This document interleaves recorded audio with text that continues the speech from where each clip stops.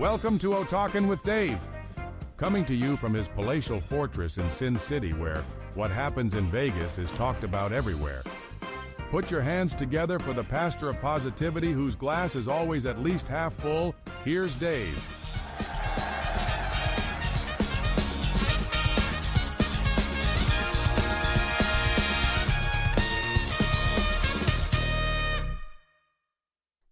Hey, how we doing out there? I hope you're popping.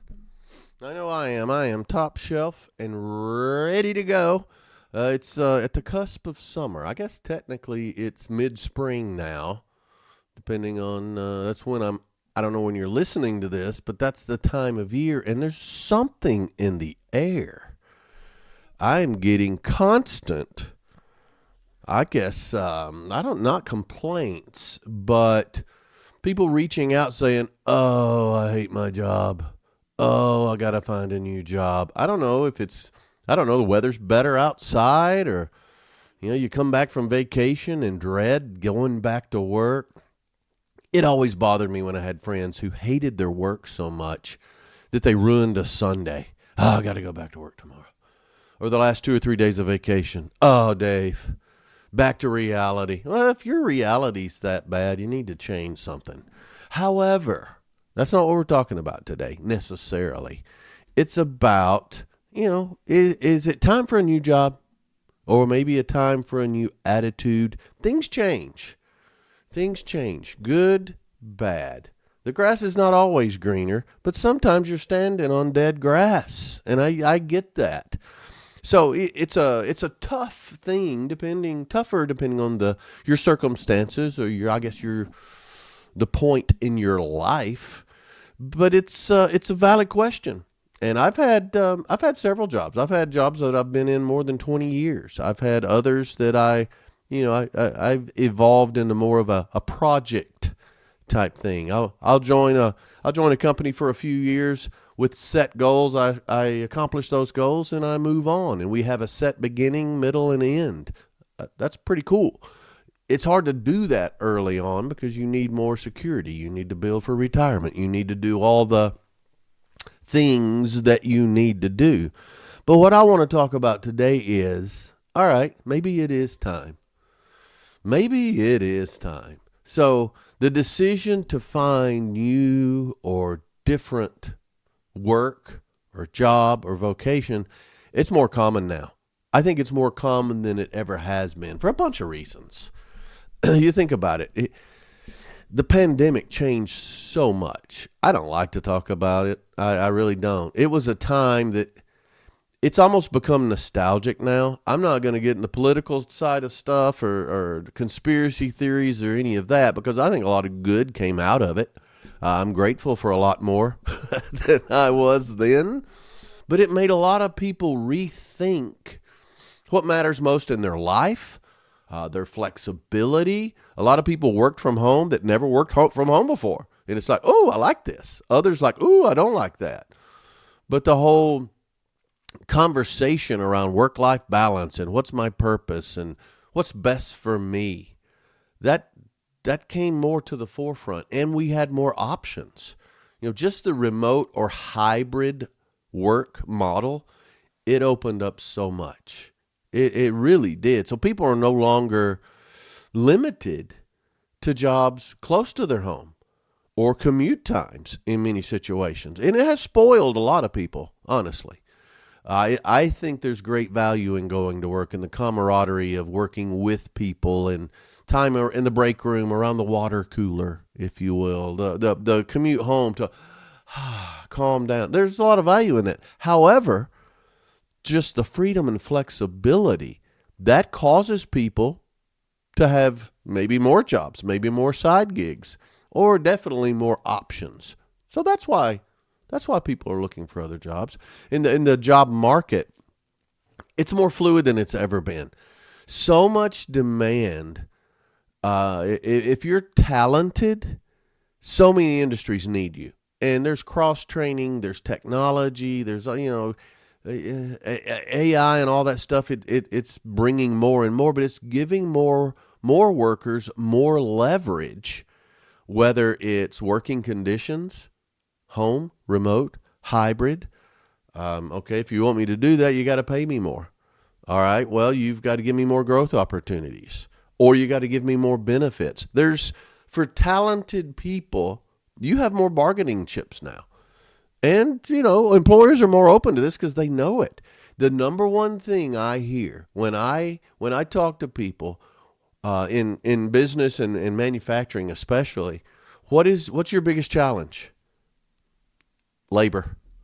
People who were willing to buckle down and work through whatever, because it's the job market is so fluid now, it's hard to find people. And then, of course, when you've got, we'll just say, a very active HR society, depending on what state you're in, you've got to be careful. You've got to cross your T's and dot your I's, and you've got to give more people chances with different backgrounds, different situations, we'll say. So the market is so fluid.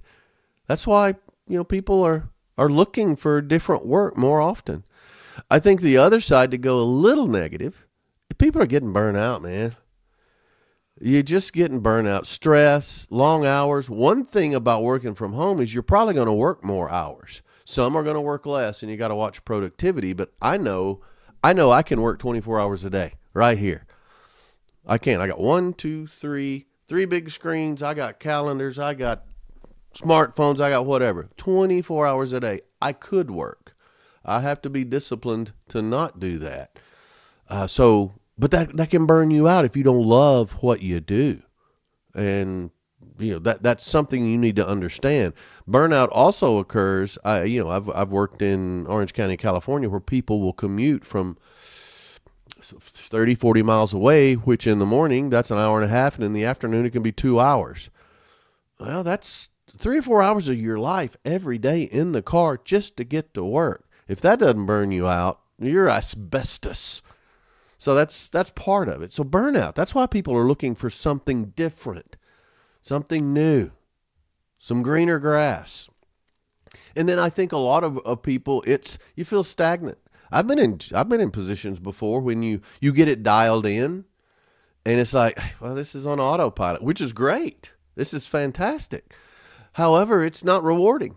And you think, I need something more. I need something to challenge. And that's where I think the gig economy has come in. Do something on the side, do a little this, do a little that on the side, earn some extra money, kind of spice up your time or fill your time. And technology and automation has allowed that.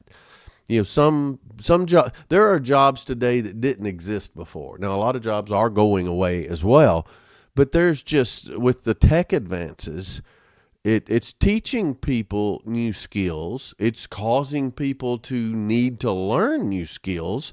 And sometimes that skill that's part of a job can become a new job. And so that's another reason people are looking for other jobs or having other opportunities. And then I think another one is, and I guard against this. I preach, brother. I preach against this. There are generational things. I mean, younger generations, they prioritize things differently. They need, and I believe in it, I believe flexibility, freedom,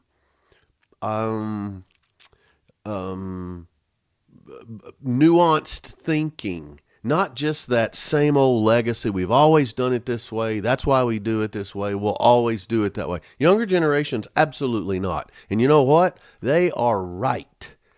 They are correct. I've been a change agent at a bunch of companies that I've worked for or worked with, and the older generation doesn't like it. Younger generation doesn't necessarily like change if it's not their idea. However, they're more open to it. And there's an old saying, when the change outside the company is greater than the change within the company, the end for that company is near. So get ready.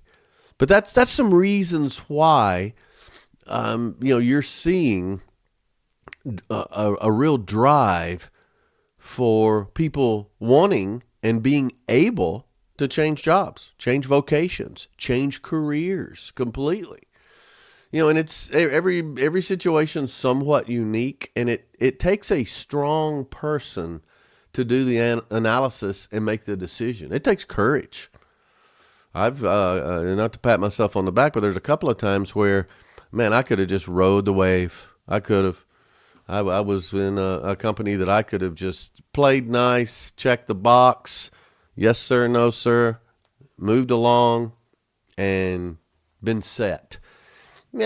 I wouldn't be the vibrant young man before you today if that were the case. So, but there's reasons why people leave jobs. So let's talk to that. More of the conversation around the people that are coming to me, Dave, I hate my job. Oh, when do I know when it's time to leave? Well, it depends. It depends on a lot, but I think there's some common things why people are ready to leave. I've had it. Part of it is that they don't see any future for them. There's no future for me.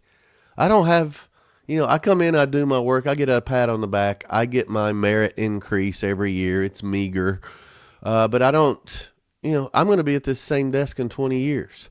Some people, there's no advancement, not for fault of the company, just because maybe it's family owned and you're not family. I don't know. But when you feel stuck or underutilized, maybe you've got a lot to offer. Maybe you've got all these ideas and all these things, and somebody else could really benefit from that, and you would feel more a part of things, and you're not getting that. That's the reason a lot of people will leave. Some of the obvious is, hey, I'm not getting paid enough. If they love their job, but they're not making any money. I've had that situation before, and it's not the company's fault. This job doesn't pay that much. If you're in sales, I got a quick answer for you. Sell more. I know you don't like that. People hate that. People hate that. If you're on any kind of job with a commission-based or production-based, sell more, do more, get more. I can help you with that, by the way. But if you love it, but there's not enough pay, or maybe the benefits aren't good enough, maybe your insurance or your retirement, whatever those benefits are important to you, if it's just not offered, cost of living is going up. It never goes down. And so over time, if you start to look at that, when you're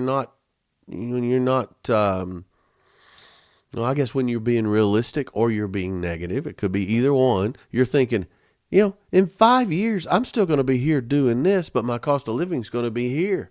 And I've given up 5 years of usefulness somebody could take care of. That's the reason people leave. I think a lot of times, though, it's over just the environment at work. I say toxic a lot. That's a kind of a buzzword. I really don't like buzzwords, but I think it fits. Either a toxic work environment or just poor management. I see it a lot, and it bothers me. Bad bosses, not the movie. Bad bosses, which they were pretty bad, but also a lack of communication or favoritism. Oh, that's bad. That's bad bosses. Lack of respect. I remember I've heard it for years, but it applied one time to a place that I was associated with. I heard the statement, when a lack of respect is no longer being served, have courage to leave the table. Boom. That hit me like a ton of bricks. I'm thinking, you know what? That's the case here. So I moved on. And we'll talk in a minute about things you need to get in order before you leave the table. But, a culture, a negative culture, a culture change. I joined 2 companies because of really 3 now. The pay could have been better. The work was very interesting, but the culture was boom, dead on. That everybody contributes, open door policies. We want to hear your opinion, even if we don't agree. To me, there's no substitute for that. And, to be heard. They don't have to do what I say or what I ask or honor my opinion, but they did listen, and they do listen. Companies I'm associated with now, the culture's got to be there. I've joined companies where the culture was perfect, and then they get to a certain size. Usually it's around 1 billion, definitely by 2 billion. Okay, especially if it's public. The culture dies because stockholders hold the keys to the kingdom, and it's all about pleasing them. You want to be more profitable? I'll make you more profitable. But you've got to understand, it's going to affect the culture. So we talk about burnout earlier, why people do leave or look for other things. Burnout is a huge reason why you no longer want your current job. You want to leave because burnout will lead to problems at home. It's gonna. That whole work-life balance, boom, it eats it up. If you're overworked, overstressed, if they aren't flexible, people are going to leave. People can leave, so they will. But think about this. Okay, you're overworked. Some of these other things, maybe you're very well compensated. Sometimes that's just not enough.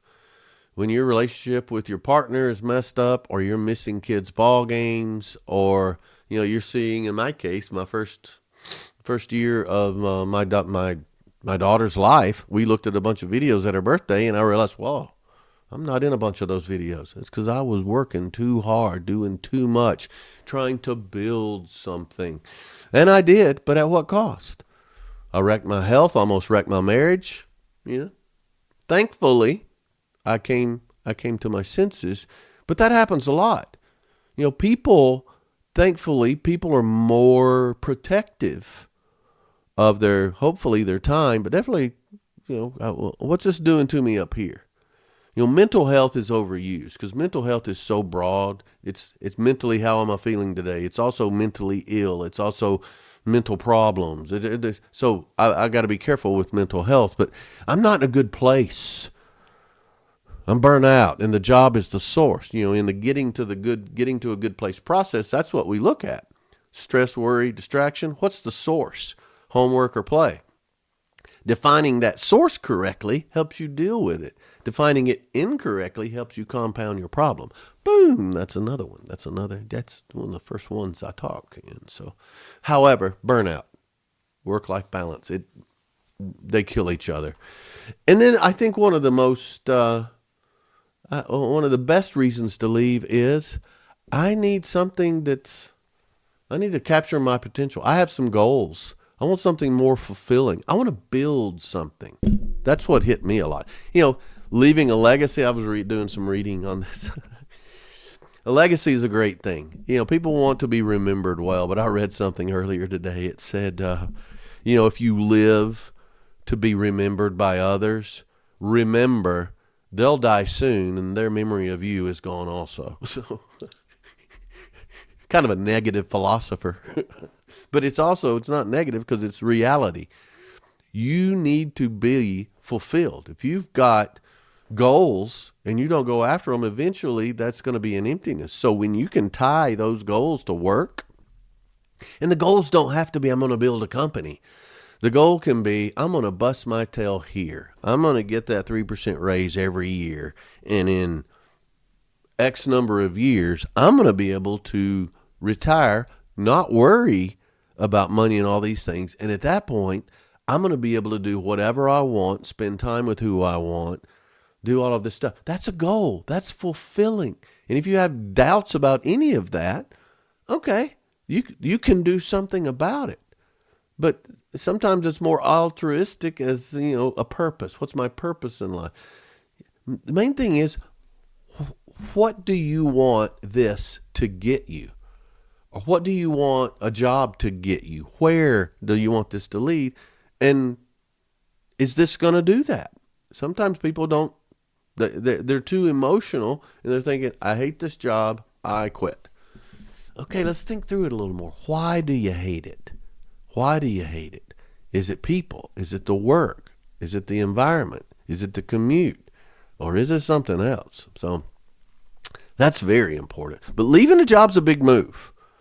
It's a big move. I mean, even anytime you leave a place you've invested time and effort in, it's a big move. It can be very freeing. It's been wonderful. I've stayed with jobs a little too long before, or projects a little too long, but I need to accomplish it. Once it's accomplished, that exit strategy has been wonderful, but you need to be smart about it. And especially with most jobs. So let's talk through a few things, talking about Are you ready? Before you quit or before you get deep into some job hunts, I mean, there's some practical things you need to think about. Don't get emotional. Don't get like some of these emails I'm getting. I hate it, Dave. I can't do it. I'm not laughing at your pain. It's just that it's a horrible feeling. So let's talk about some things to get our house in order before we quit. First of all, number one, finances, man. How are you going to live? How are you going to pay your bills? Dave Ramsey and a bunch of people talk about emergency funds and all these financial planners. It's great stuff. But ideally, if you've got at least 3 or 6 months worth of living expenses, then okay, that's a good start. That's a good start. You know, when you leave some places, they'll give you severance, final paycheck, or they may hold it. I don't know. Commissions. You know, know what that situation is before you quit, though. What's the situation here? If I leave, what do they owe me? What do I owe them? That could be a case. Also, health insurance. That's finances. Health insurance is finances. That's not health, because your health is fine, but if it goes away, when does your health insurance end? On that day? At the end of the month? Now, your retirement accounts, do they roll over? Are you vested? What are all these things? And how will that be impacted by you leaving? You know, also, one thing to consider, I know for some companies, it's if you resign, they walk you out. They'll go ahead and pay you your 2 weeks, but they'll walk you out. What does that mean?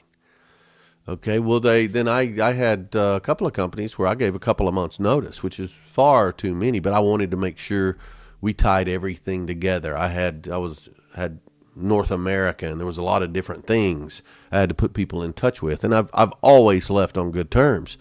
But there's some things I needed to do so that anything I was due financially was not in question. So make sure you're financially able. Don't just walk out with the clothes on your back and not then have to negotiate, because it's tougher to negotiate things once you've left.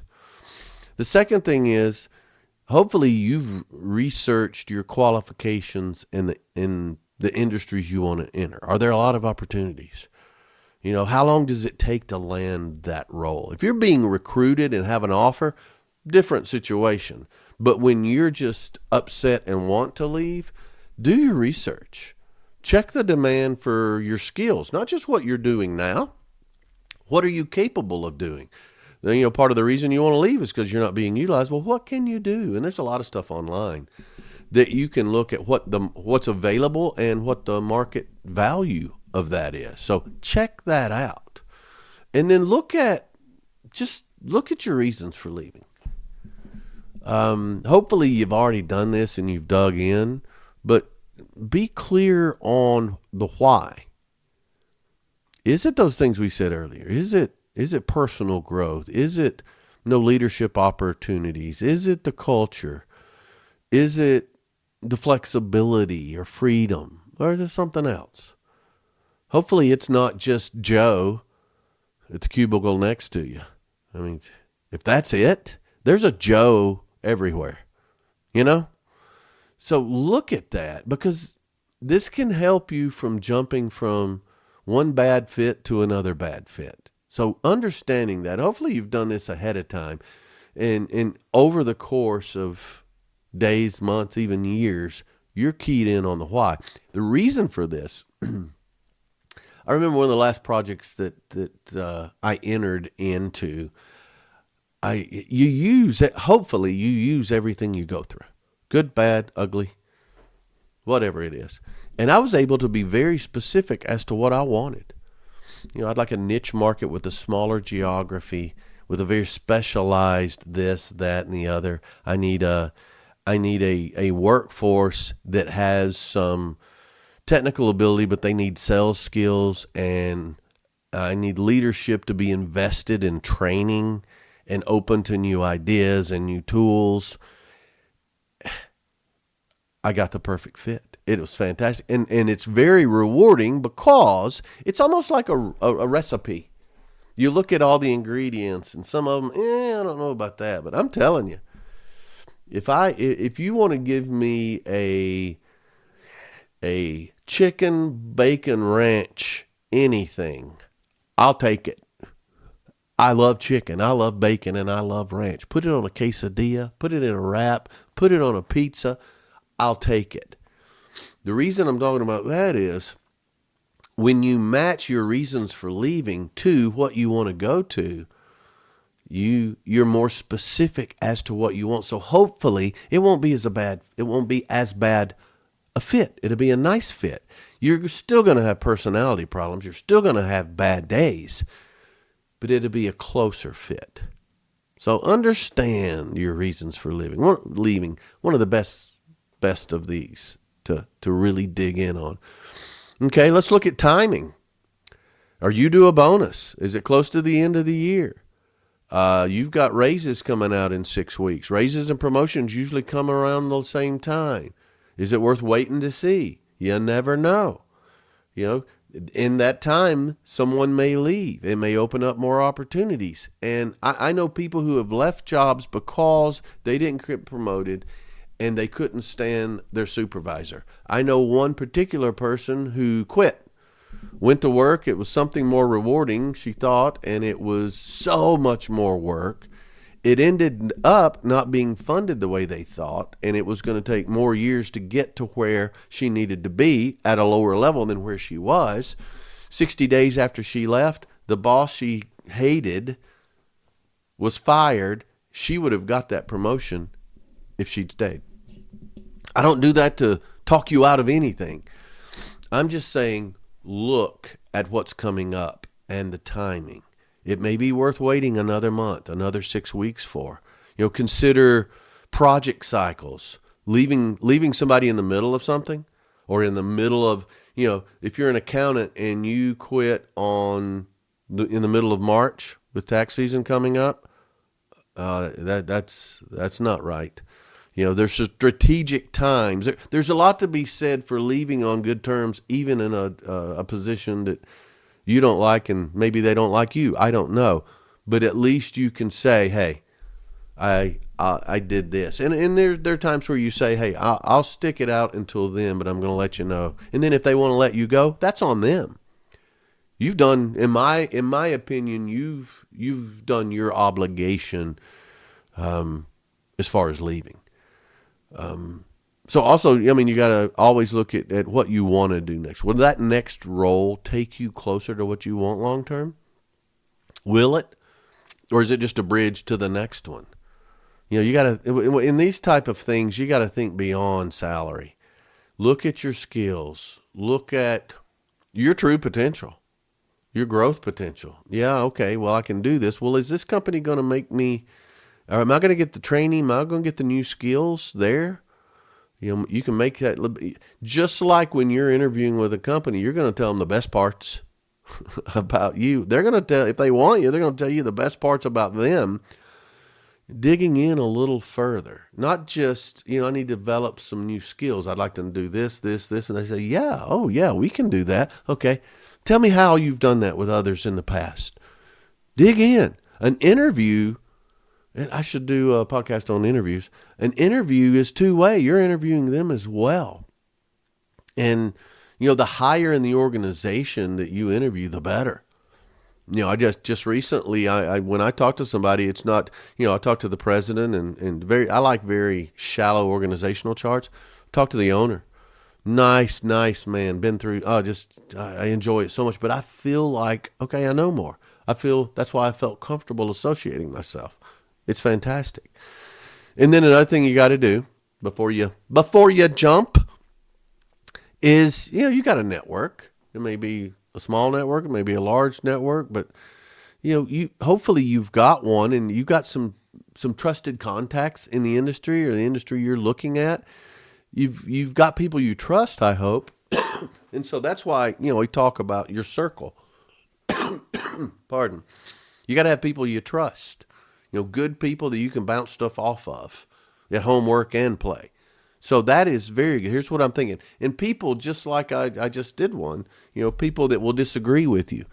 They're not just yes people. Okay, whatever you want. You can do anything, honey. You can do anything you set your mind to. If that's what you want, you should go for it. Psh, you don't need that. You need that person to say, what in the world are you talking about?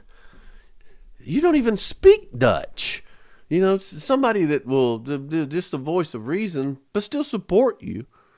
Not support the decision necessarily, but support you. But, make sure you have those lined up. If you're going to give somebody as a reference to somebody, let them know. Let them know. Polish up that resume. Make it, there's so many services now.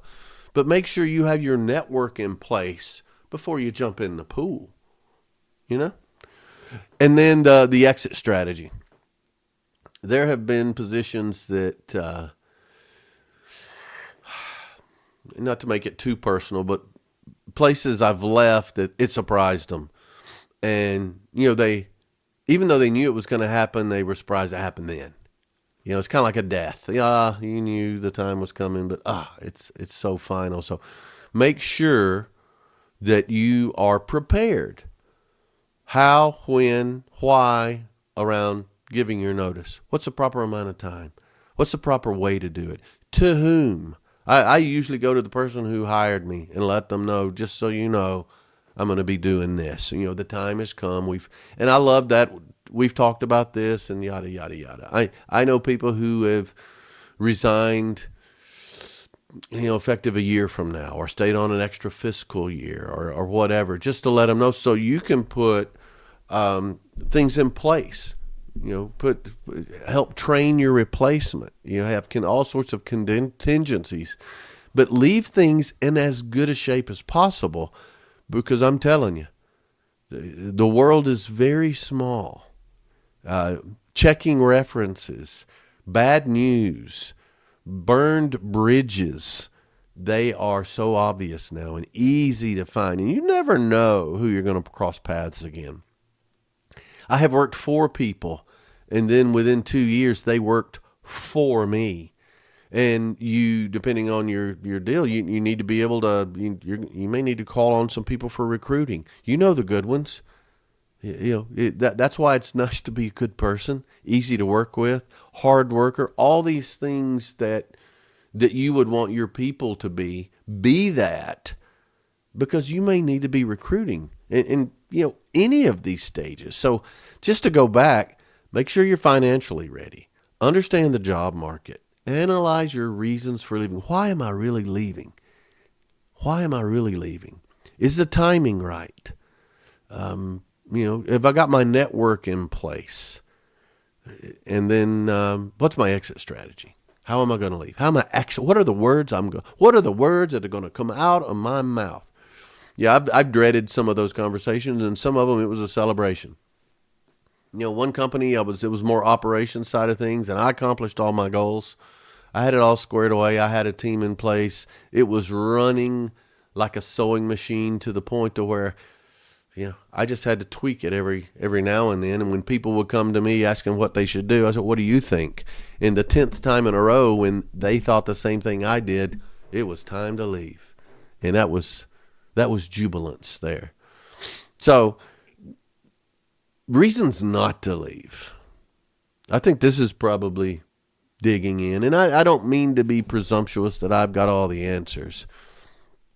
But reasons not to leave. If these are your reasons to leave, and I'll go over a few, you really need to second guess this.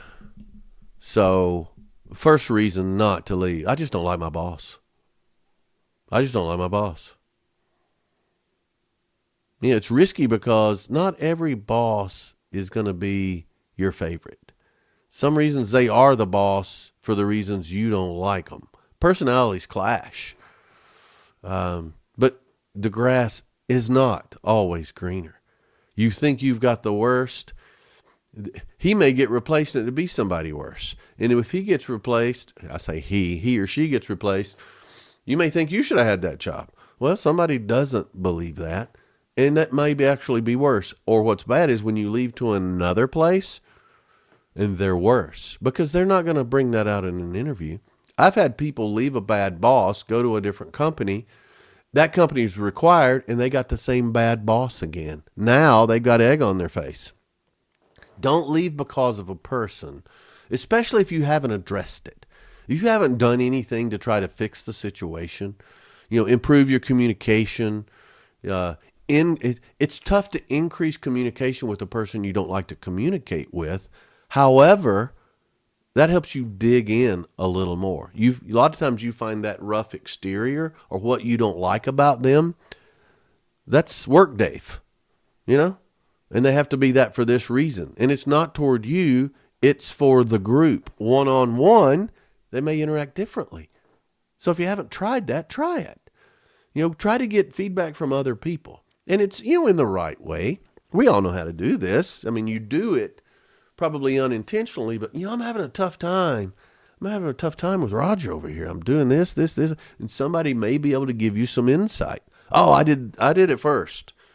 And they may give you some insight. They may agree with you. They may confirm your feelings, or they may tell you something else is going on. Because if you understand why someone's behaving the way they do, maybe you can be a little more tolerant and not quit possibly a good job.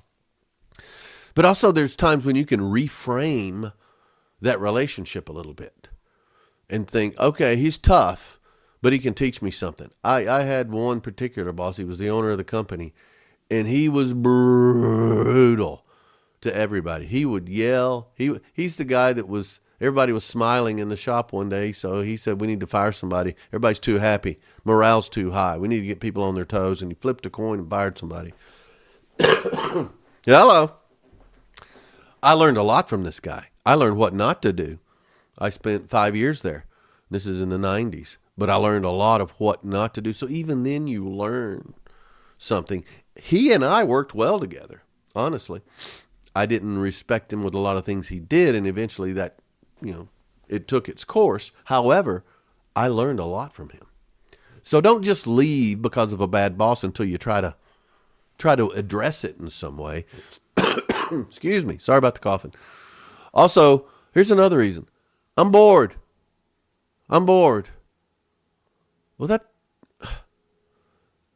I remember one time it was a relative said, what is it? Educated or intelligent people don't get bored. They find something to do. So it's, part of this thing. Am I bored? Have I asked for more responsibility? Maybe I'm quitting a job that has a lot of potential, and I'm just in one aspect of it. If I could be on teams, if I ask for more responsibility, and I hear you, I'm hearing it right now, and I don't like it. Well, more responsibility. Are you going to pay me more? Well, you got some you problems right there. The better you do your job, eventually the more you're going to get paid. If you're going to jump jobs, then you're more valuable to the next person. It's risky to leave because you're bored. Talk to your manager. Talk to your boss. Ask for projects. Ask for training on something else. Come up with some ideas.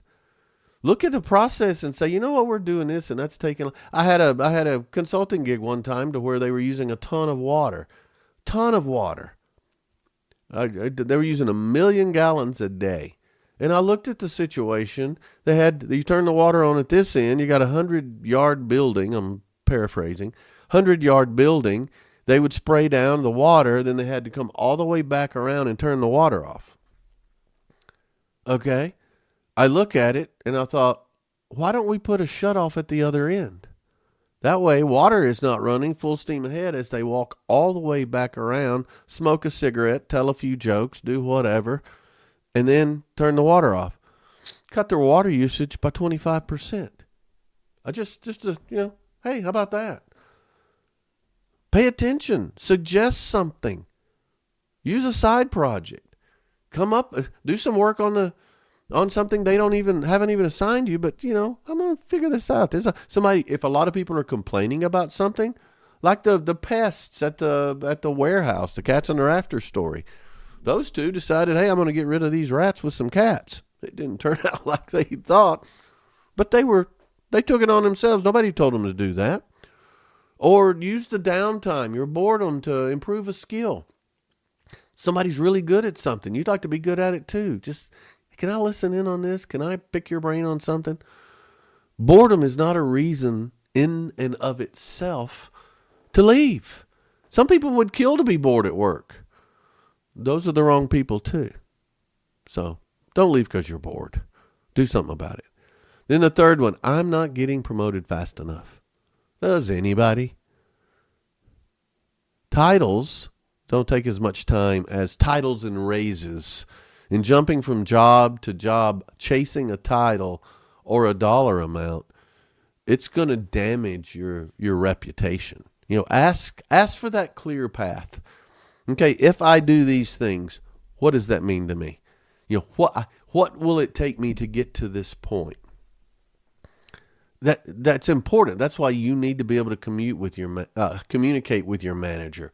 And if your manager's manager, I would know 2 or 3 levels up. Also I would talk to other people, but also your peer group. You may be in competition with them, but also keep track of your wins. I don't like bragging on myself. From time to time, I have to throw a resume together for a new project, and I hate that. Keep track of your wins. When you go into a performance review, being semi-annual or annual, a lot of times, most of the time, they ask for feedback. You prepare it, send it to them, then you go and you do the performance review. Track what you accomplished. Improve this by this. If it's quantifiable, that's even better. That's all I put on when I'm trying to get attention. Improvements, whether it's sales or margin or operating or turnover, all these numbers. Here's where it was. I did this, and now it's here. You can do that for any job. You can track number of phone calls. You can track close ratio. You can track every metric that is important. That will help. Nobody else does it. That will help get you more attention than just that meets expectations. They pay you to meet expectations, by the way. Show them and document where you exceed expectations. And I know what you're thinking. Oh, Dave, I don't want to have to journal all of my stuff every day. That's ridiculous. Well, quit flattering yourself. You're not winning a gold medal every day. Big accomplishments. When you ask them, what's it going to take? What's important to the company for this position? What does success look like? You're talking about 6 bullets in the course of a year.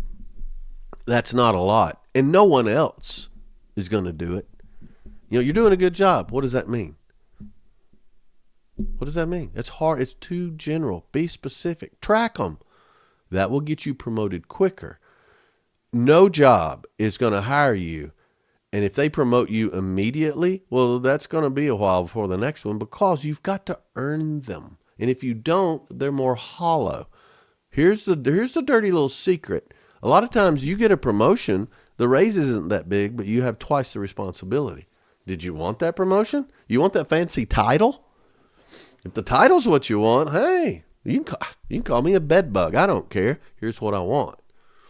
So don't just leave because you're not getting promoted fast enough. If they're breaking promises, if they're lying to you, that's different. Another one. Oh, the mob mentality. Everybody's leaving. Everybody's leaving.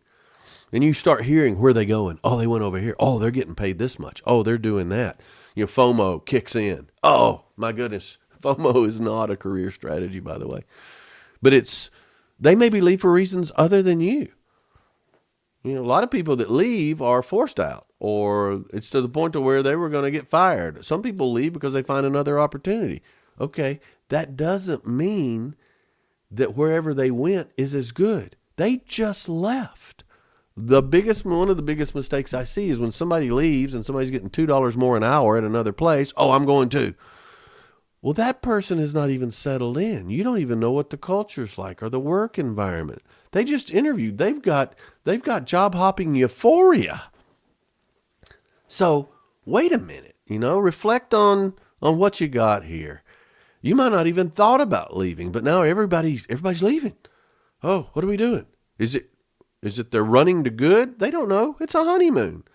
So let me think about where I am okay here. What does them leaving here mean to my job here? Is that more opportunity? If I stayed, what does this look like now? Can I get some loyalty points? Maybe I can get some of the things I didn't want before. You can be selfish, yeah. But don't just leave because they did. So use that moment to really reassess instead of react. But that herd mentality, it is strong, man. It is strong, especially because you get that ego going. You're thinking, if they like them, they're going to love me. Ooh, wait till they get a load of me. So those are reasons, I wouldn't do it. And the last one I'll just say is, I just want to change. I just want to change. I gotta get out of here. All right, that's risky because you're leaving and you don't know where you're going. Oh, I'm confident I can land something. Oh, okay. Take a step back. Let's think about this. I just don't like it here. I haven't liked it here for a while. I don't like it here today. Why did I come here? At one point, this wasn't so bad. This is the job I wanted. So think about that. That's like getting in the car and just driving. Where are you going? I don't know. Will you know when you get there? I'm not sure. So think that through. Don't just jump. So sometimes you don't need to quit. You just need to shake things up a bit where you are.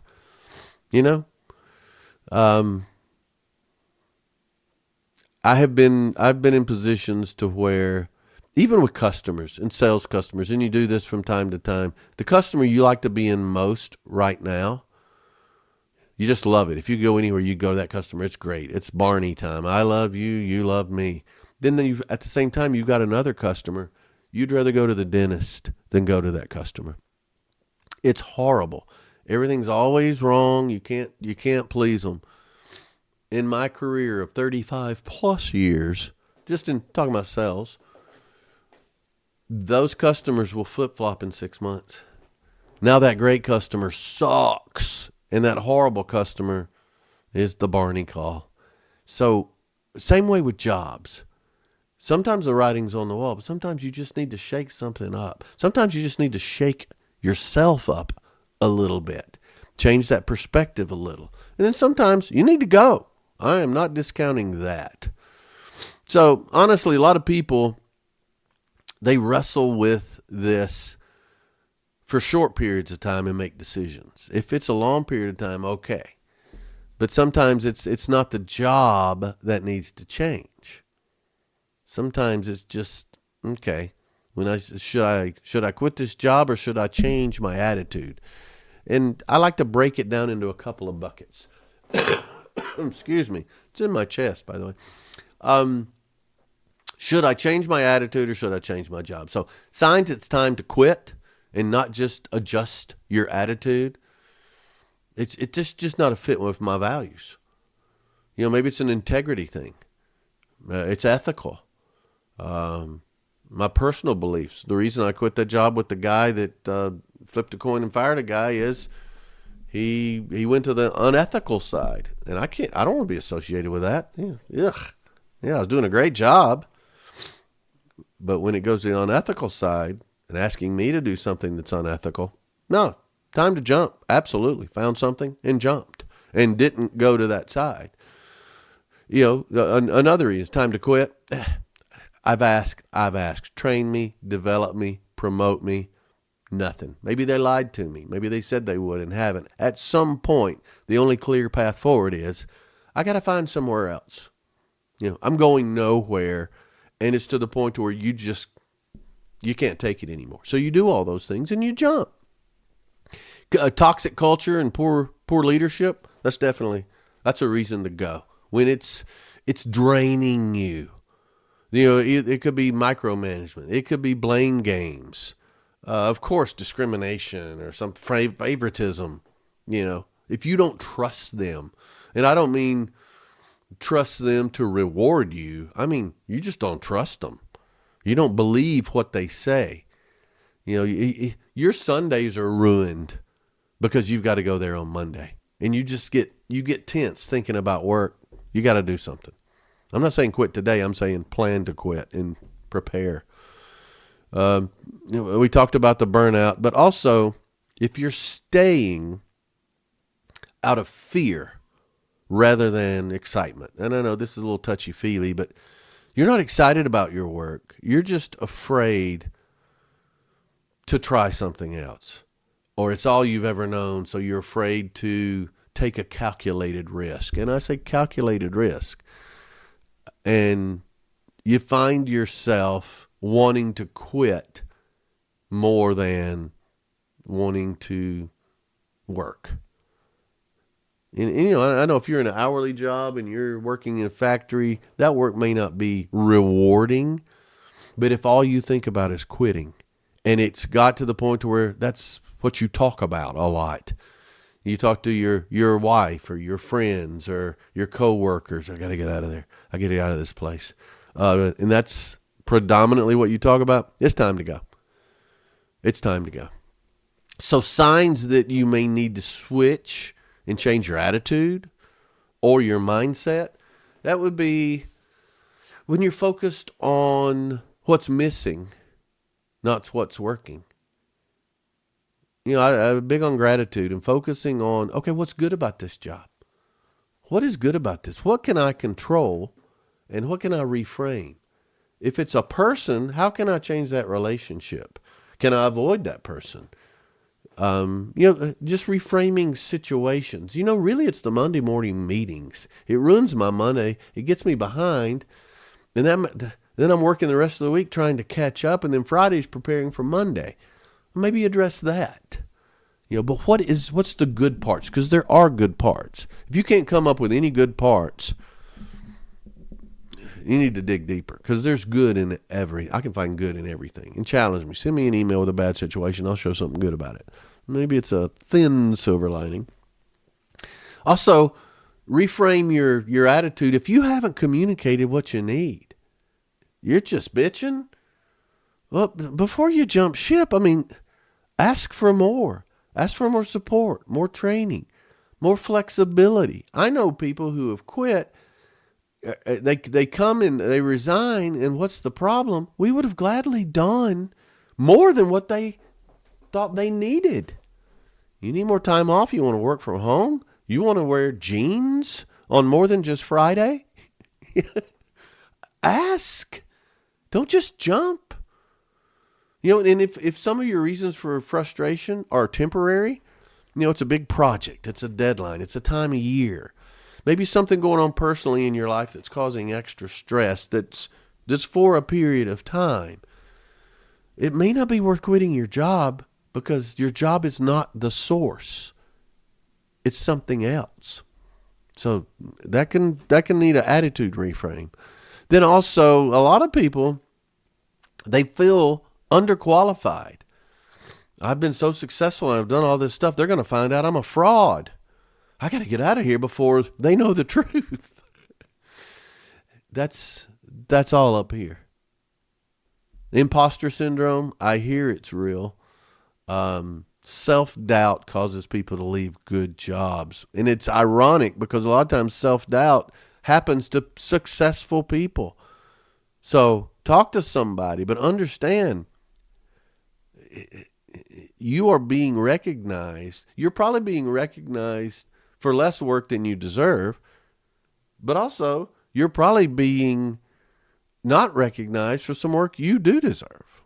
So imposter syndrome, it's no reason to quit.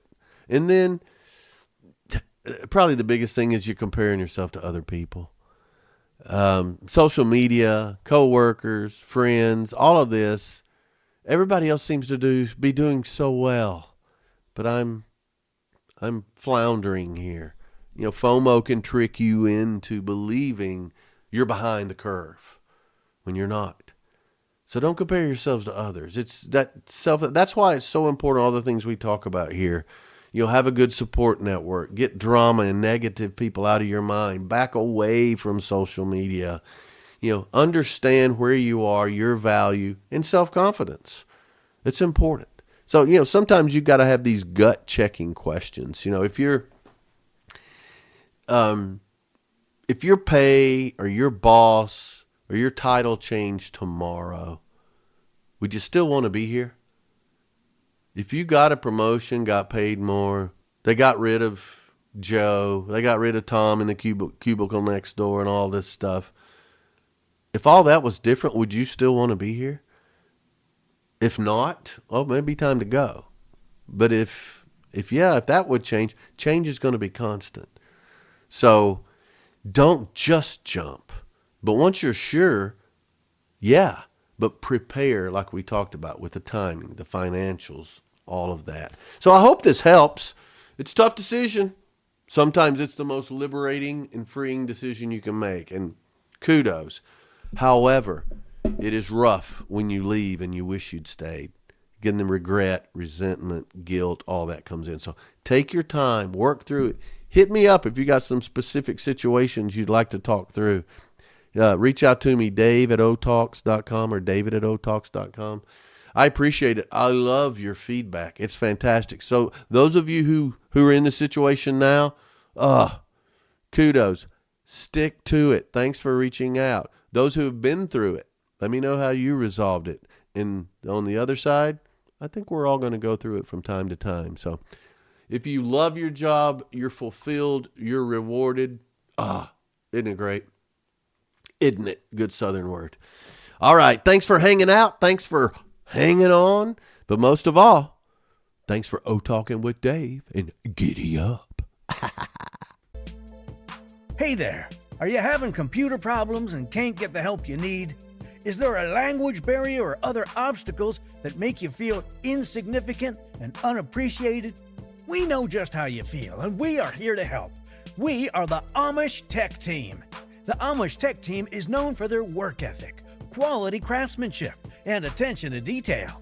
The Amish Tech Team will ride to your house, assess the situation, and leave you feeling good about the experience. Oh, Jedediah was just a lovely young man. He didn't fix my computer, but he built me a new desk, repaired my roof, and planted 2 rows of corn in the backyard. All of our technicians at the Amish Tech Team are English speaking, respect traditions, and know their way around a grist mill. Send a letter by mail or carrier pigeon today, and when we get it, we will hop in the first buggy available and head out to your place. And the first 10 requests will get a complimentary jar of sorghum or an Amish Tech Team horseshoe to use as a paperweight. It's a real horseshoe. You don't have to put up with services that put you on hold or talk funny. Contact the Amish Tech Team and we'll be right out as soon as we get your message. And get free of our chores and load up the buggy and travel to your place, depending on traffic and the weather and those dad-blame motorized vehicles and all those bright lights and shiny signs that keep distracting the horse